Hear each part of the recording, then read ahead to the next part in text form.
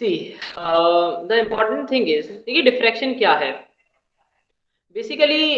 अगर कहीं कोई लाइट ट्रेवल कर रही है किसी पाथ पे, और आपने रास्ते में क्या किया, एक कार्डबोर्ड लगा दिया, एक कार्डबोर्ड लगा दिया, ब्लैक पेंट कर दिया कार्डबोर्ड को, और आपने उसमें एक नैरो ओपनिंग कर दी, एक छोटी सी ओपनिंग कर दी, तो लाइट क्या करेगी, उस ओपनिंग से पास आउट होगी, और आपने सामने एक स्क्रीन रख दी, यानी ये मेरा स्लिट हो गया और ये मेरा सोर्स हो गया। सोर्स से स्लिट पर लाइट गिरी, और जो स्लिट में छोटी सी ओपनिंग होती है उसी को हम अपर्चर कहते हैं। तो हमारी सामने वाली स्क्रीन पर सब जगह ब्लैक ब्लैक होना चाहिए, सब जगह ब्लैक ब्लैक होना चाहिए। जितनी बड़ी ओपनिंग थी, केवल उतनी ही बड़ी ब्राइटनेस का एक ओपनिंग का ब्राइटनेस वहां बनना चाहिए सामने वाली स्क्रीन पर, ऐसा होना चाहिए, राइट। लेकिन रियलिटी में क्या होता है कि जो ब्राइट बैंड होता है वो थोड़ा बड़ा होता है, लाइट रे क्या करती हैं, अपर्चर से आकर के थोड़ा सा फैल जाती हैं, तो इसी को डिफ्रैक्शन कहते हैं। Diffraction is what is a phenomena when light ray passing through a narrow opening, which is called a aperture. The light bends round the corners of the aperture and it does not travels in straight line. If it isn't traveling in straight line, तो हमको बेटा sharp bright band, sharp bright एक तरीके से circle दिखाई देना चाहिए था। लेकिन हमको ब्राइटनेस जो होती है ना वो सर्कल से थोड़ी बड़ी दिखाई देती है, तो हम ये समझ जाते हैं कि लाइट डिफ्रैक्ट हुई है। अच्छा, इस पर न्यूटन ने काम किया, इस पर और भी लोगों ने काम किया, जैसे यंग्स डबल स्लिट एक्सपेरिमेंट में यंग नाम के वैज्ञानिक ने काम किया।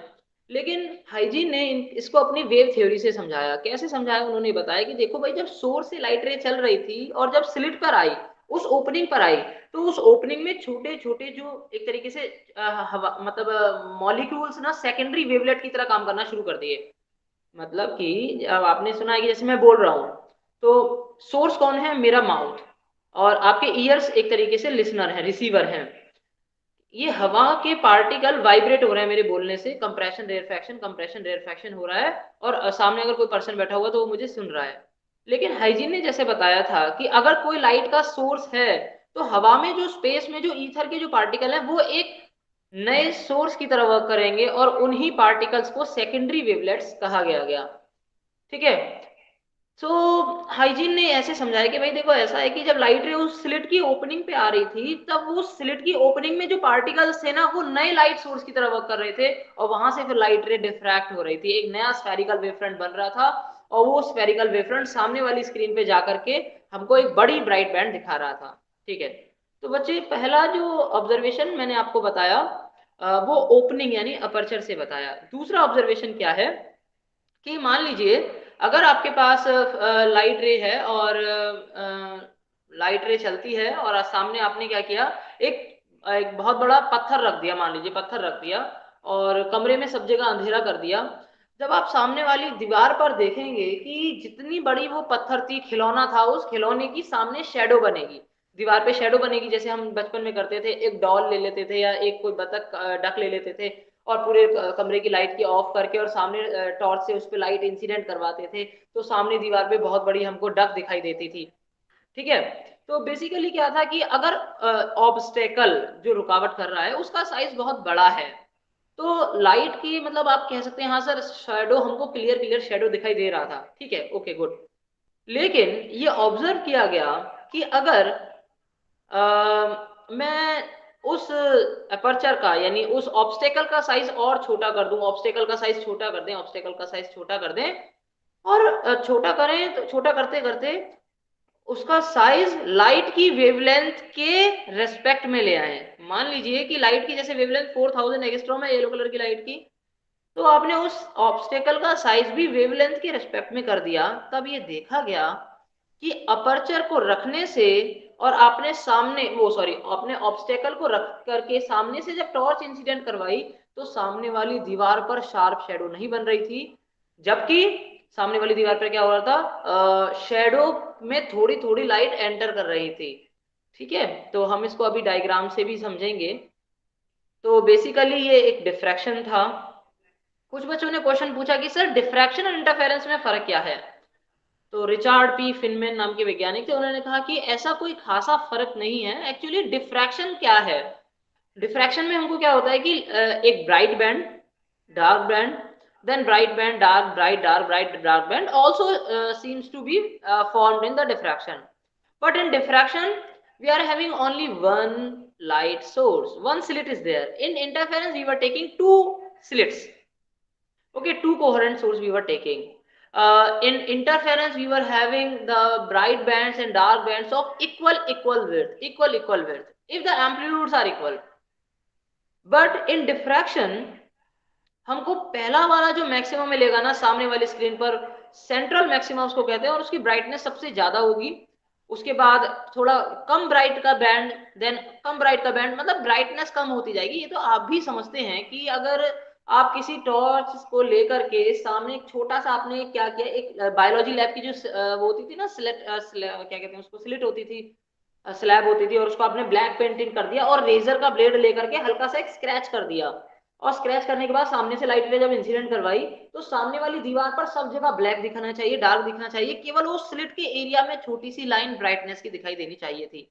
पर ऐसा नहीं देखा गया. क्या देखा गया कि अगर उस ओपनिंग का साइज बहुत कम था तो सर सामने वाली दीवार पर ना बैंड दिखाई दिए. क्या कि एक फ्रंट में एक आपका पहले ब्राइट, फिर डार्क, फिर ब्राइट, फिर डार्क, फिर ब्राइट, फिर डार्क, और ये जो ब्राइटनेस थी इसकी इंटेंसिटी कम होती जा रही थी, कम होती जा रही थी. अगर मैं ओपनिंग का साइज और कम कर दूंगा, ओपनिंग और छोटी कर दूंगा, एपर्चर और छोटा कर देंगे, तो ब्राइटनेस बैंड हमें बड़ा दिखाई देगा, और जो ब्राइटनेस है वो भी हमारी सेंट्रल ब्राइट की वो भी इंक्रीज हो जाएगी.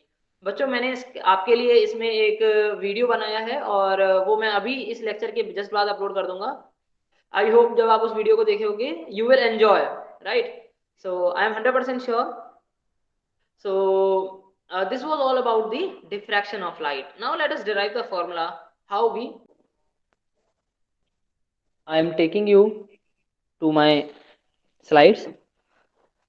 Dear students, I have already told you the definition of diffraction. There is nothing new to explain you it here.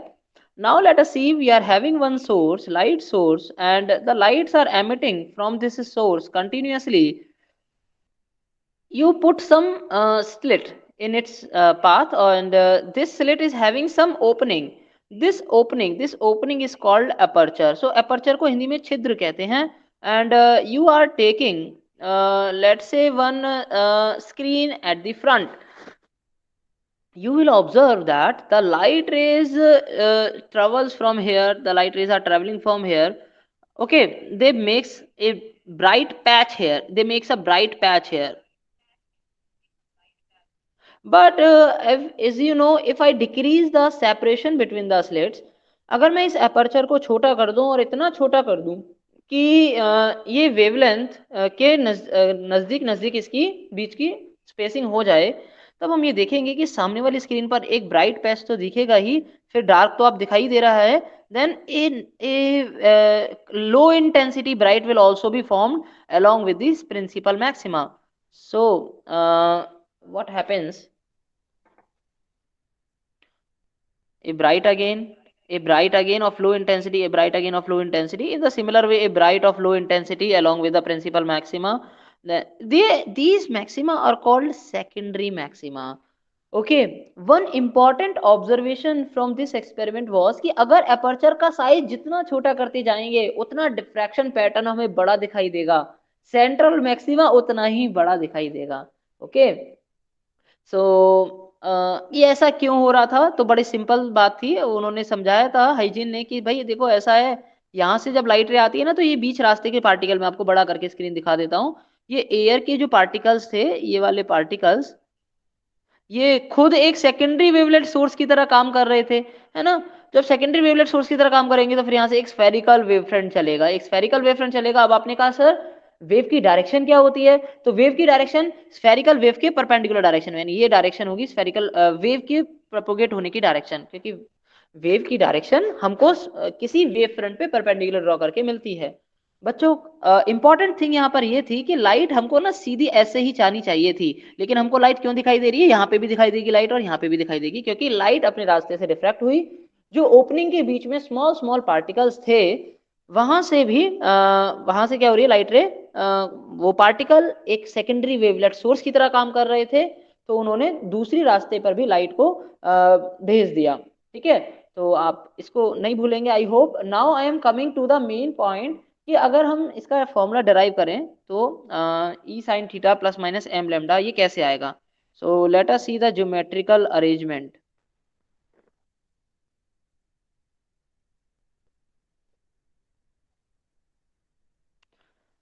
यार थोड़ा सा एक आपको एजम्पशन लेना पड़ेगा। देखिए सबसे पहली बात तो ये कि सर आपको ना पैरेलल बीम ऑफ लाइट चाहिए इस वाले एक्सपेरिमेंट में।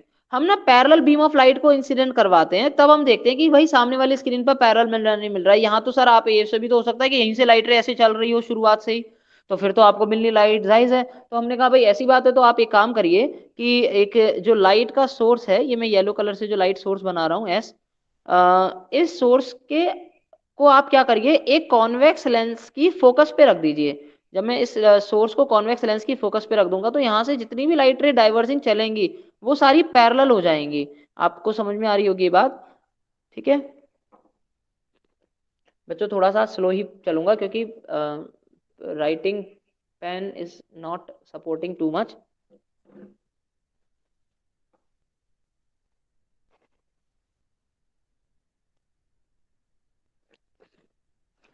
ओके नाउ सर अब तो ये पैरेलल हो गई तो बस हमारा काम बन गया। हमने क्या किया, एक इसके रास्ते में एक हमने स्लिट रख ली और एक छोटी सी ओपनिंग कर दी। तब हमने देखा कि भाई ऐसा है, अब ये वाले पार्टिकल्स सब सेकेंडरी वेवलेट सोर्स की तरह काम करेंगे, इसके बीच में जो भी पार्टिकल्स हैं, और यहाँ से पैरेलल लाइट रे चलना शुरू होंगी। आपने कहा सर एक काम करते हैं हम डिफ्रैक्शन को ना देखते हैं कि एक कॉन्वेक्स लेंस लगा लेते हैं रास्ते में, क्या फिर हो सकता है डिफ्रैक्शन ना हो लाइट का। तो हमने क्या किया एक कॉन्वेक्स लेंस लगा दिया इसके सामने, और हमने कहा भाई ऐसा है ना जितनी भी सारी लाइट रेज आएंगी वो सारी सामने वाली स्क्रीन पर कन्वर्ज हो जाएंगी, तो हमको केवल सेंटर में ही लाइट रे दिखाई देनी चाहिए। तो हमने ऐसा ही किया और कुछ लाइट रे यहाँ कन्वर्ज हो गई और मैंने इस पॉइंट का नाम जहाँ कन्वर्ज हुई उसका नाम ओ दे दिया। स्क्रीन एक्स वाई मेरे पास एक स्क्रीन थी, ठीक है। मैंने कहा भाई ओपनिंग का भी तो नाम दीजिए, तो आपने क्या किया इस ओपनिंग का नाम, let's say this point is my A and let's say this point is my B. अच्छा सर स्लिट की जो डिस्टेंस है ना, distance between you can say opening की length is small e, right. अब लेकिन यहाँ क्या हो रहा था कि सर यहाँ पे और नीचे भी लाइट दिख रही थी। तो हाइजीन ने समझाया भाई देखो ऐसा है कि इसके बीच में ये जो पार्टिकल है ना ये सेकेंडरी वेवलेट सोर्स की तरह काम कर रहे थे, और जरूरी नहीं है कि पार्टिकल, आपको पता है कुछ पार्टिकल मैंने एक इस टाइप के पार्टिकल एज्यूम कर लिए कि जो इस डायरेक्शन में जा रहे थे। बेटा हजारों डायरेक्शन में, मतलब सारी डायरेक्शन में जाएंगे, मैंने केवल एक डायरेक्शन एज्यूम किया है। उसी तरीके से मैंने कहा एक काम करिए भाई एक ऐसा पार्टिकल ले लो वो भी कुछ इस तरीके से चला हो, मतलब वो स्ट्रेट तो जाएंगे सारे डायरेक्शन में जाएंगे, कुछ वो भी बैंड हुआ हो, और कॉन्वेक्स लेंस इनको क्या करेगा कन्वर्स करने की कोशिश करेगा, और ये लाइट पॉइंट्स यहाँ कन्वर्स हो जाएंगे, पी पॉइंट पर कन्वर्स हो जाएंगे। अच्छा इसको भी कन्वर्स करेगा और ये पी पॉइंट पर कन्वर्स हो जाएंगे।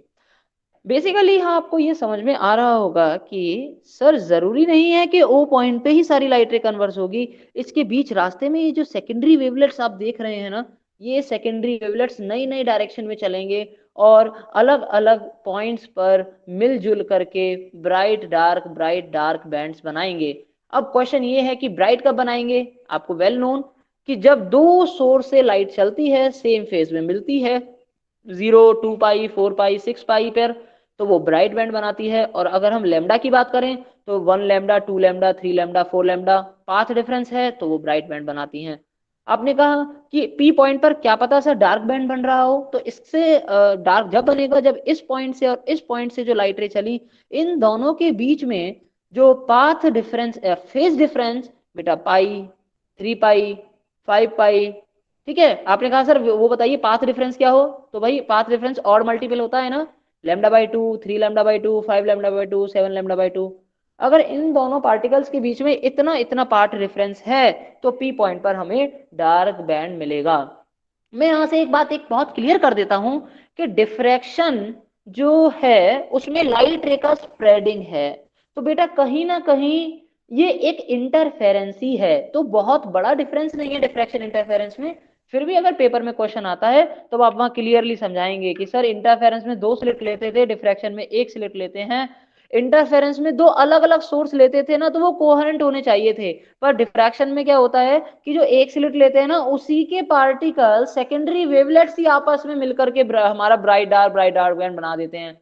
आप ये समझाएंगे सर देखो इंटरफेरेंस में पहली बात तो ये कि जो जितनी भी ब्राइट फ्रिंज है ना सबकी इंटेंसिटी सेम रहेगी, लेकिन डिफ्रैक्शन में तो कभी होता ही नहीं है ऐसा। सेंट्रल मैक्सिमा की इंटेंसिटी सबसे ज्यादा ब्राइट होती है और जो सेकेंडरी आपके मैक्सिमा है उनकी इंटेंसिटी तो सर धीरे धीरे धीरे धीरे वीक होती जाएगी। ये तो आप भी अच्छी तरीके से समझते हैं, प्रैक्टिकली भी आप समझ जाएंगे। एक बार टॉर्च से समझ करके देखेंगे, सामने वाली दीवार पे टॉर्च इंसिडेंट करवाओगे तो सामने ही मैक्सिमा होगा और धीरे धीरे धीरे धीरे कम होती जाएगी डिस्टेंस के साथ साथ। बेटा फोर्थ डिफरेंस ये हो गया कि सर जो इंटरफेरेंस पैटर्न में जो आपकी मिनिमा की इंटेंसिटी होती है ना वो जीरो भी हो सकती है, कंप्लीटली डार्क बैंड बनेगा, गुड कंट्रास्ट होता है ब्राइट और डार्क के बीच में। लेकिन जो डिफ्रैक्शन है ना उसमें इंटेंसिटी मिनिमा की कभी जीरो नहीं होती, मतलब एक तरीके से पुअर कंट्रास्ट होता है। बहुत मजा आएगा, मैं आपको एक वीडियो इसके बाद अपलोड करूंगा, you just see that video and I am 100% sure you will enjoy. Fine. So अब इसके बाद एक ना एक वो माना गया कि भाई इसको कैसे सॉल्व करें कि कब ये एक फेज में मिलेंगे कब अपोजिट फेज में मिलेंगे। सर पाथ रेफरेंस तो निकालना पड़ेगा। तो हमने पाथ रेफरेंस निकालने के लिए क्या किया, एक परपेंडिकुलर ड्रॉ किया और वो मैंने माना परपेंडिकुलर किसी एम पॉइंट पर मिलता है, कोई भी पॉइंट ले लिया। अच्छा के पॉइंट ले लेते हैं, के पॉइंट पर मिलता है। मैंने माना कि इसका वो थीटा एंगल है, ये भी थीटा है तो ये वाला एंगल भी थीटा होगा। ये ज्योमेट्रिकली मैंने आपको इंटरफेरेंस के केस में भी समझाया था, ठीक है। तो if this angle is theta this is also theta. अब बच्चों आप जरा साइन थीटा की वैल्यू मुझे बताइए, साइन थीटा की वैल्यू कितनी होगी? व्हाट इज साइन थीटा है? बी के अपॉन, कोई बोल नहीं रहा है,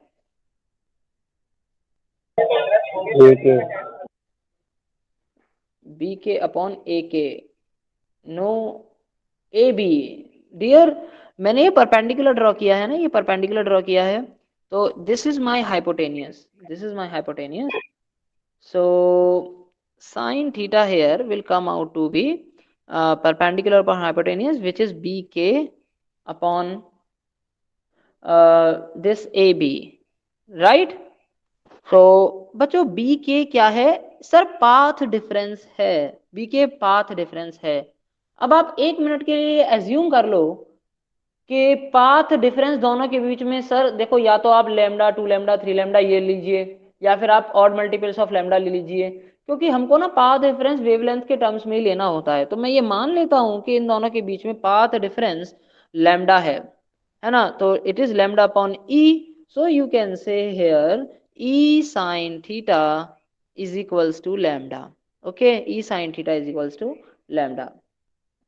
बच्चों सबसे इंटरेस्टिंग बात यहाँ ये है कि आप ये कह रहे हो सर अगर दोनों के बीच में पाथ डिफरेंस लैम्डा है तो ब्राइट बनना चाहिए ना पी पॉइंट पर?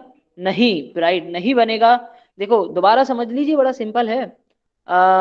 ये मेरी स्लिट है जो आप ए बी स्लिट देख रहे हैं, ओपनिंग देख रहे हैं, पी पॉइंट पर आपको मैं ये निकालना चाहता हूँ मिनिमा बना है मैक्सिमा बना। मैंने क्या किया, यहाँ से एक परपेंडिकुलर ड्रॉ किया, पाथ डिफरेंस बी के निकाला, साइन थीटा निकाला बी के परपेंडिकुलर अपॉन हाइपोटेनियस बी के अपॉन ए बी। और बी के की वैल्यू मैंने एज्यूम कर ली कि भाई इन दोनों के बीच में पाथ रेफरेंस लैम्डा है और ए बी की वैल्यू तो ओपनिंग की हाइट विच इज ई, तो e sine theta equals to lambda. आपने कहा सर अगर लैम्डा होता था ना दो सोर्स के बीच में तो हमको मैक्सिमम मिलता था, 1 लैम्डा 2 लैम्डा 3 लैम्डा हमें मैक्सिमम मिलता था।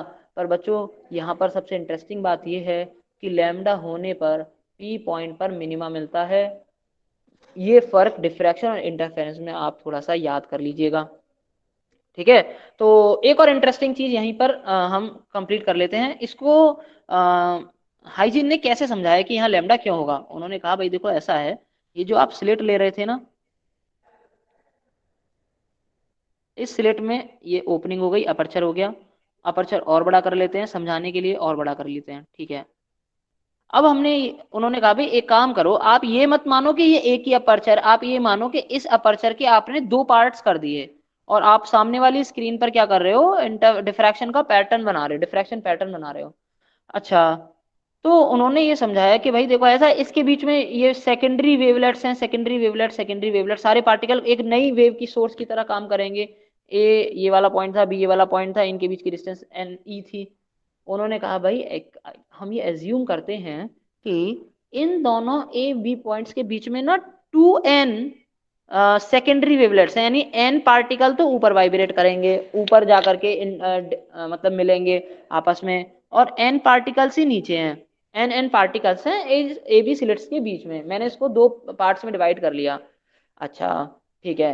अब आपने कहा सर अगर मैं ए बी से एक परपेंडिकुलर ड्रॉ करता हूँ, मान लीजिए मैंने एक पी पॉइंट लिया इस तरीके से, ये मेरा एक पी पॉइंट था ये, और यहाँ से एक लाइट रे चली ऐसे पी पॉइंट पर, ठीक है। आपने ये परपेंडिकुलर ड्रॉ किया था, 90 डिग्री बना रहा था, ठीक है। अब यहाँ ना बेसिकली बात एक ये निकल कर आती है कि ये सारे पार्टिकल्स मिल करके हमको ब्राइट या डार्क बनाएंगे। तो उन्होंने कहा देखो भाई ऐसा है, अगर ए पॉइंट वाला जो वेवलेट है और जो बी वाला वेवलेट है, ये दोनों जब पी पॉइंट पर मिलते हैं तब इनकी बीच का पाथ डिफरेंस लैम्डा है। अभी लिया था ना मैंने एज्यूम किया था ए पॉइंट से लाइट रे चली, बी पॉइंट से लाइट रे चली, पी पॉइंट पे मिली, तब ये कहा गया कि भाई दोनों के बीच में लैम्डा का पाथ डिफरेंस था। मैं ये कहता हूं कि बी से चलने वाला पॉइंट नहीं, अगर मैं मान लीजिए ये कहता हूं कि लाइट रे, एक मिनट इसको थोड़ा सा और क्लियर करते हैं। ए से चली बेटा, मैं कह रहा हूं इस वाले पॉइंट से अगर लाइट रे चलती है, इस वाले पॉइंट से, और ये दोनों मिलकर के यहां पर ब्राइट या डार्क बैंड बनाते हैं, तब इन दोनों के बीच में कितना पाथ डिफरेंस होगा? सर अगर ए और बी से चलने वाली लाइट रे के बीच में पाथ डिफरेंस लैम्डा था, तो ए और मैंने मान लीजिए इस पॉइंट को ले लिया ओ, है ना, तो ए और ओ वाला पॉइंट कौन सा है? ये जो आप ये सेंट्रल लाइन देख रहे हैं ना, और इसके जस्ट नीचे वाला पॉइंट है। ए पॉइंट कौन सा है? जो स्लिट का जो फर्स्ट पॉइंट है, स्लिट के नीचे जो पहला पार्टिकल था उस वाले दो, इन दोनों पॉइंट्स के बीच की बेटा देखो ये पाथ डिफरेंस लैम्डा बाई 2 होगा। ये अगर ये लैम्डा बाई 2 होगा, देखो इसको समझ लेते हैं, this is my lambda by 2। अगर ये मेरा ए से और बी से जब लाइट रे चल रही थी तब ये लैम्डा बाई 2 था, ये पूरा लैम्डा था, तो बच्चों ये लैम्डा बाई 2 होगा या नहीं होगा, पहले ये बताओ। किसी को कोई डाउट? ये लैम्डा बाई 2 मतलब लैम्डा बाई 2 कौन सी डिस्टेंस है? This is the distance which is called lambda by 2। Comment me.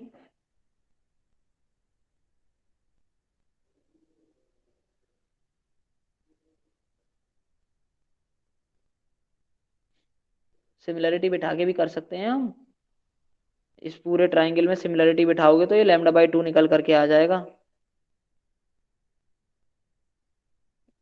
बताते नहीं है भाई आप लोग, no doubt.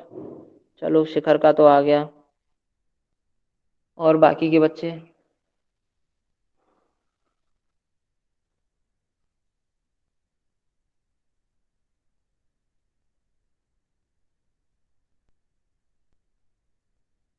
Bhumi, Bharat, प्रांची, you tell me, यहाँ तक किसी को कोई डाउट?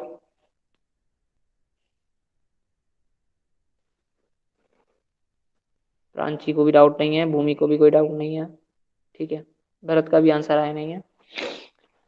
तो अब ना उन्होंने ये समझाया कि भाई देखो ऐसा है कि आप ए वाले पॉइंट से चलने वाला पार्टिकल और ओ वाले पॉइंट से चलने वाला पार्टिकल, सर इनके बीच की वेवलेंथ का पाथ का डिफरेंस लैम्डा बाई 2 है, तो पी पॉइंट पर सर मिनिमा ही बनेगा, क्योंकि मिनिमा के लिए नेसेसरी कंडीशन हमने लैम्डा बाई 2 का ही मल्टीपल पढ़ा था, लैम्डा बाई 2 का ऑड मल्टीपल पढ़ा था, एक लैम्डा बाई 2, दो लैम्डा बाई नहीं, एक lambda by 2, 3 lambda by 2, 5 lambda by 2, 7 lambda by 2, या एम माइनस हाफ लैम्डा, ठीक है। अच्छा भाई औरों का भी तो समझाओ। तो हमने ये एज्यूम किया कि एक बार पार्टिकल ए ओ, देखो हम्म, यहाँ ये वाला पार्टिकल और ये दोनों पार्टिकल मिलकर के पी पॉइंट पर मिनिमा बनाएंगे, इन दोनों के बीच में पाथ डिफरेंस लैम्डा बाई 2 होगा। देन नेक्स्ट ये वाला पार्टिकल और इसके नेक्स्ट वाला पार्टिकल, इन दोनों के बीच में भी पाथ डिफरेंस लैम्डा बाई 2 होगा। अगर ए बी से चलने वाली रेस के बीच में पाथ डिफरेंस लैम्डा था, तो मैंने जब इसको दो पार्ट्स में डिवाइड किया, दो पार्ट्स में डिवाइड करने के बाद जो ऊपर वाली स्लिट थी और जो नीचे वाली स्लिट के एन पार्टिकल से, इन एन पार्टिकल्स का एक एक वेवलेट, एक फर्स्ट वेवलेट और सेकंड वाली स्लिट का फर्स्ट वेवलेट, फर्स्ट वाली स्लिट का सेकंड वेवलेट, सेकंड वाली स्लिट का सेकंड वेवलेट, फर्स्ट वाली स्लिट का थर्ड वेवलेट, सेकंड वाली स्लिट का थर्ड वेवलेट। सर सारे वेवलेट्स के बीच का पाथ डिफरेंस लैम्डा बाई 2 ही रहेगा, और ये सारी वेवलेट्स मिल करके इस पी पॉइंट पर ये दोनों मिली, ठीक है, और ये दोनों मिलती हैं, इन सब के बीच में sir path difference lambda by 2 ही होगा, और ये यहाँ पर हमको लैम्डा बाई 2 होने की वजह से मिनिमा देंगी, ठीक है। तो ये लाखों पार्टिकल्स थे, ये पी पॉइंट पे मिनिमा बनाते हैं। सो आपको आई थिंक ये समझ में आ गया होगा। तो अब हम अपने पिछले डिस्कशन पे चलते हैं, और पिछले डिस्कशन में हम लोग ये पढ़ रहे थे कि अगर ई साइन थीटा लैम्डा है, या मैं इसको बेटे एम लैम्डा कह दूं, है ना, एम टाइम्स लैम्डा कह दूं, तब आप ये नहीं कहेंगे कि आपको थीटा डिग्री के एंगल पर मैक्सिमा मिल रहा है, तब आप ये कहेंगे कि आपको थीटा डिग्री के एंगल पर, थीटा कौन सा, ये प्रिंसिपल से थीटा डिग्री के एंगल पर ही तो आपको मैक्सिमा या मिनिमा मिल रहा है। तो थीटा डिग्री के एंगल पर आपको सर अब की बार मिनिमा मिलेगा डिफ्रैक्शन के अकॉर्डिंग। बच्चों ये इसका एक्सप्लेनेशन था, और अब हम लोग इसका डेरिवेशन चंद सेकंड में कंप्लीट कर लेते हैं। E sine theta is equals to plus minus m lambda. So this is nothing but the, if you want to calculate पहला वाला मिनिमा कहाँ लाई करेगा, देखो बेटे इसमें एक ना कंडीशन है, अगर आप एम की वैल्यू 0 पुट करेंगे ना तो आपको सेंट्रल मैक्सिमा मिलेगा। तो इसमें एक्सेप्शन याद रखना कि एम की वैल्यू 1 से शुरू हो रही थी, ये आप कॉमन सेंस है कि एम की वैल्यू 0 पे तो सेंट्रल मैक्सिमा मिलता है। और सर आप कह रहे हो कि अब ये फॉर्मूला मिनिमा का है, तो एम की वैल्यू हम 1 से शुरू करेंगे। तो देखो मैंने कहा भाई पहला मिनिमा कब मिलेगा, तो आपने कहा सर पहला मिनिमा तो थीटा, हम ये मान लेते हैं कि ना ये थीटा छोटा है बहुत, मतलब साइन थीटा बहुत छोटा है, तो साइन थीटा को मैं थीटा कह सकता हूँ, कोई परेशानी नहीं है। तो देखो मैं थीटा को क्या लिख सकता हूँ, plus minus m lambda upon e. मैंने कहा भाई पहला मिनिमा कहाँ मिलेगा, तो आपने कहा सर लैम्डा बाई ई पे मिलेगा प्लस माइनस। मैंने कहा दूसरा लैम्डा कहाँ मिलेगा, आपने कहा sir plus minus 2 lambda by e पे आपको दूसरा मिनिमा मिल जाएगा। इसी तरीके से तीसरा minima plus minus 3 lambda by e पर आपको तीसरा मिनिमा मिल जाएगा, ठीक है। आप बेटे इसको इस तरीके से, ये मेरा फाइनल कंप्लीट हो चुका है, इसमें कुछ ज़्यादा नहीं करना आपको, इट इज़ सफिशिएंट। डिफ्रैक्शन में केवल इतनी थ्योरी थी। अगर मैं इंटेंसिटी को एंगल के साथ प्लॉट करता हूं तो क्या होगा, देखिए आपने क्या किया, एक let us suppose this is my theta, कैसे कैसे एंगल के साथ इंटेंसिटी चेंज हो रही है। देखो मैं यहीं पर एक बार प्लॉट करने की कोशिश करता हूं।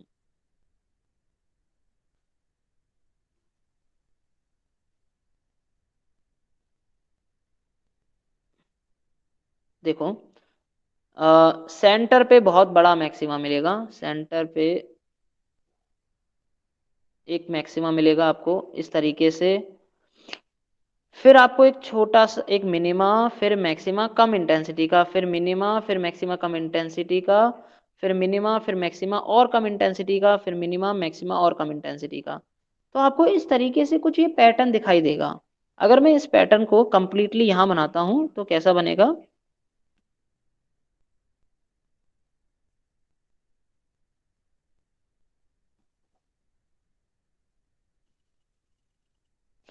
ये मेरा सेंट्रल पोजीशन है ओ, this is my first maxima called principal maxima, first minima, then second maxima, secondary maxima, they are called subsidiary maximas, minima, then maxima of less intensity, minima or maxima of much lesser intensity, maxima, minima of lesser intensity, maxima, minima of lesser intensity. Okay, fine, let us write their positions. बेटे पहला maxima तो sir centre पे मिलेगा, देखो ये sorry हाँ, अब पहला minima sir lambda by e पर, दूसरा minima sir 2 lambda by e पर, तीसरा minima sir 3 lambda by e पर। मैंने कहा भाई नीचे वाली डायरेक्शन में तो बताओ, आपने ये वाली जो डायरेक्शन ली थी यहाँ ये वाली डायरेक्शन में, बोले सर प्लस माइनस का ही फर्क है, माइनस लैम्डा बाई ई पर, माइनस 2 लैम्डा बाई ई पर, and dot dot dot so on.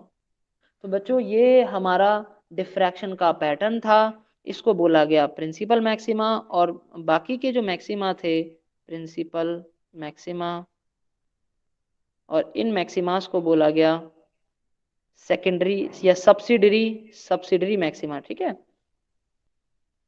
सो अब आप पोजीशन भी बड़े आराम से निकाल सकते हैं, थीटा के टर्म्स में पोजीशन निकलेगी, और बच्चों answer lambda by e, 2 lambda by e, इस टर्म्स में आपको इसका आंसर आना चाहिए।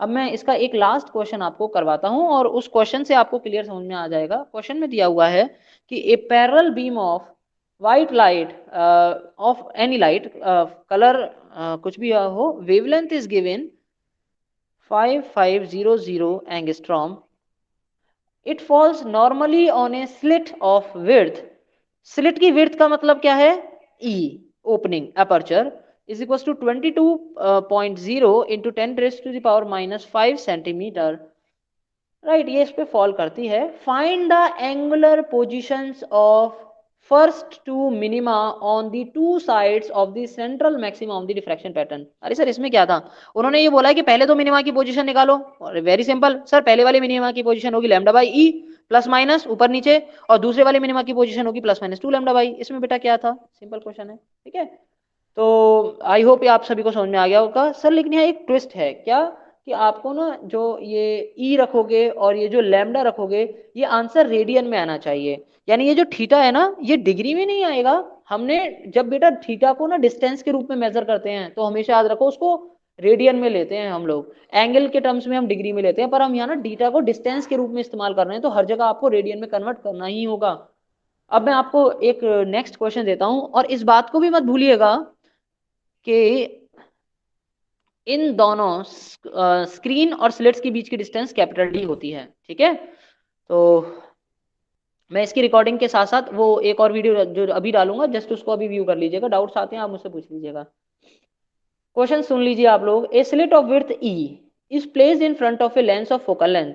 ठीक है, a slit of width e is placed in front of a lens of focal length 0.5 metre, यानी इस ये एक मेरे पास कॉन्वेक्स लेंस है, और इसकी फोकल लेंथ 0.5 मीटर दी गई है। ठीक है, इसका मतलब सामने स्क्रीन ही होगी, जब फोकस पे रखवा रहा है, पैरेलल रेज बनवाएगी, तो ये एफ जो दिया हुआ है स्क्रीन, इतनी दूरी पे ही स्क्रीन होगी। ठीक है, and is illuminated normally with a light of wavelength 5.89 -7 metre. तो बेटे लैम्डा की वैल्यू 5.89 10⁻⁻7 मीटर, ये ना लैम्डा दिया हुआ है, ये बेटे डी है कैपिटल डी, इन्होंने एफ दे दिया ना, फोकल लेंथ दे दी इस लेंस की, कॉन्वेक्स लेंस की, तो इसका मतलब इन्होंने हमको स्लिट और स्क्रीन के बीच की डिस्टेंस बता दी, क्योंकि वो फोकस पे ही तो जाकर के इमेज बनेगी, मतलब वहीं पे तो जाके कन्वर्ट करेगा, हमने जैसे अभी अभी प्रिंसिपल में पढ़ा इसके। उन्होंने ये कहा है कि the first diffraction minima on either side of the central maximum are separated by 2 × 10⁻³ metre, find the width of the slit. तो question is very simple, it says, language को छोटा सा बस हल्का सा इन्होंने चेंज कर दिया है, इन्होंने बताया है कि दो मिनिमा जो होते हैं ना, उन दोनों मिनिमा के बीच की दूरी दी गई है 2 mm। तो मैं ना पहले डिफ्रैक्शन पैटर्न बना लेता हूँ। देखो आपने कहा सर ये सेंट्रल मैक्सिमा, यहाँ सेंट्रल मैक्सिमा बनेगा ऐसे, और फिर एक सब्सिडरी मैक्सिमा, यानी और फिर एक सब्सिडरी मैक्सिमा, राइट सर, ये वाली और ये वाली डिस्टेंस जरूर उन्होंने पहले पहले मिनिमा के बीच की डिस्टेंस, ये वाली डिस्टेंस इन्होंने बोली होगी इसका मतलब, और उन्होंने इसी को बोला है इसी को बोला है 2 × 10⁻³ मीटर, यानी इसी को उन्होंने 2 mm बोला है, right. So Amit sir, Amit sir, Amit sir, तो बेटे अब आपको क्या बोला गया है, स्लिट की विड्थ पूछी गई थी, तो स्लिट की विड्थ कैसे, अब देखो हम कैसे निकालेंगे, जब ये 2 mm है, तो ये देखो यहां से यहां तक की डिस्टेंस 1 mm होगी, जब ये 1 mm है, तो ये भी, ये दोनों 1 mm होंगी ना। अच्छा हम पहले मिनिमा की एंगुलर पोजीशन निकालते हैं, देखो बेटा ये पोजीशन, ये थीटा एंगल है, ठीक है, तो आपको पता है ना theta is equals to lambda by e. आपको लैम्डा गिवन है, ई आ जाएगा। और बच्चों थीटा कैसे निकालोगे, angle is equals to arc upon radius. Angle क्या है, मतलब एंगल तो आपको निकालना ही है। आर्क क्या है, 1 mm, रेडियस क्या है, एफ, यानी distance between the screen and the slits. तो बच्चों जब आपको थीटा आ गया, आप आराम से ई निकाल सकते हैं। It was a very very very simple question. इसमें किसी को कोई डाउट हो तो पूछो, और इसको सॉल्व करिएगा आप लोग। वैल्यूज जो गिवन है, इसका आंसर आएगा 0.2945 mm। ठीक है, इसको नोट कर लीजिए, इसका ये आंसर आएगा। मैं आपको पहले वाले क्वेश्चंस के भी आंसर बता देता हूँ। इसका आंसर आएगा 0.25 रेडियन, और थीटा 2 का आंसर आएगा 0.5 रेडियन। अगर इन क्वेश्चनों में किसी भी बच्चे को कोई भी परेशानी हो तो आप मुझे पूछिए कमेंट करके। आज के लिए बस इतना ही। सो अब हम लोग कल ड्यूअल नेचर ऑफ रेडिएशन शुरू करेंगे। ठीक है, ऑल दी बेस्ट बच्चों, थैंक यू वेरी मच।